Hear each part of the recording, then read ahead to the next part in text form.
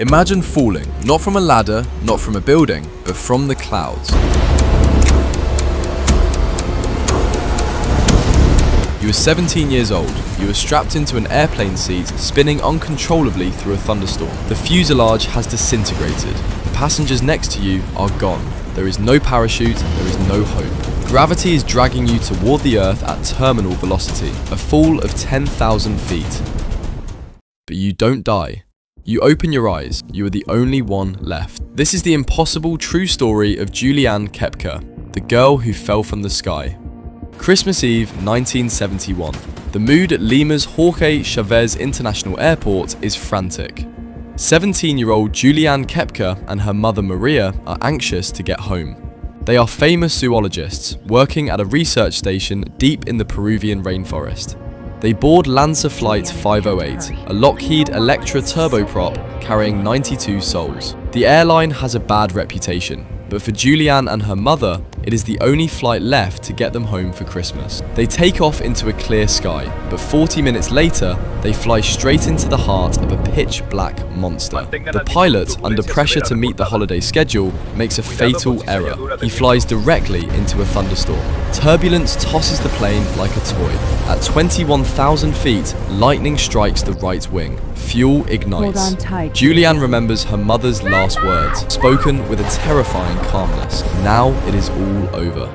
The aircraft breaks apart in midair. The cabin floor vanishes. Juliane is ripped from the wreckage, still buckled into her row of 3 seats.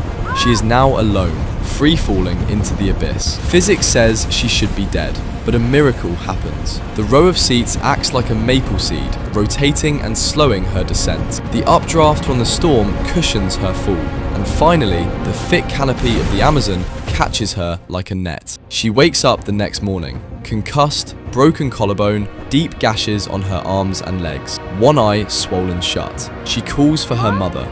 The jungle answers only with silence. She is dressed in a sleeveless mini dress. She has one sandal. Her glasses are broken.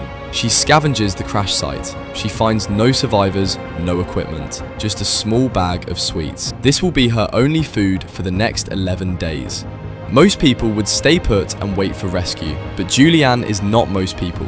She is the daughter of jungle researchers. She knows the Amazon is not a garden, it is a green hell. She knows that search planes cannot see through the canopy. If she stays, she dies. She remembers a crucial piece of advice from her father. If you get lost in the jungle, find water and follow it downstream. It will lead to a river, and the river will lead to people. She steps into a stream. It is safer to walk in the water than on the dense bank, but it comes with risks. Stingrays, caimans, piranhas. But the greatest threat comes from something much smaller. Flies have laid eggs in the open wound on her arm. Maggots hatch and begin eating her flesh alive. The pain is blinding. She is starving, hallucinating, and slowly being consumed by the jungle. On the 4th day, she finds bodies of other passengers. They are still strapped into their seats, buried headfirst in the ground. It is a grim reminder of the fate she narrowly escaped. She forces herself to keep moving. Day 10. Juliane can barely stand. She drifts along the edge of a larger river. She sees something that looks like a hallucination. A boat. It is real. Nearby, she finds a small logging hut. Inside, there is a jerry can of gasoline. She remembers her father using gasoline to treat a dog's infection. She pours the fuel into her open wound. The pain is excruciating, but it works. She pulls dozens of maggots from her arm, saving it from amputation. Exhausted, she collapses on the floor of the hut and waits.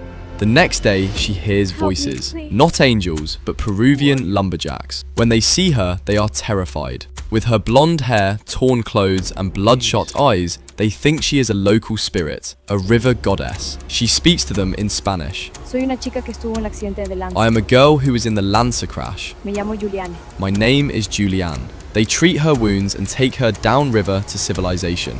After 11 days in the green hell, Juliane Koepcke is saved.